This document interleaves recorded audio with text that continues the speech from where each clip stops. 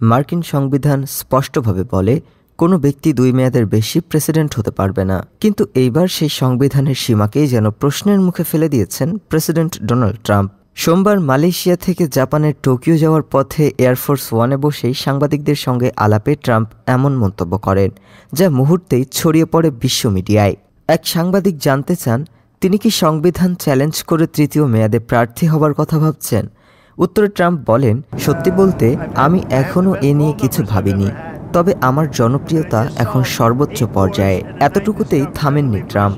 তিনি আরও বলেন, যদি সুযোগ থাকে আমি মনে করি সেটা অপ্রতিরোধ্য হবে, আমি অবশ্যই তা করতে চাই। ট্রাম্পের এই মন্তব্য আসে ঠিক তখনই যখন তার ঘনিষ্ঠ সহযোগী স্টিভ ব্যানন এক সাক্ষাৎকারে বলেছেন ট্রাম্প 2028 সালেও প্রেসিডেন্ট থাকবেন।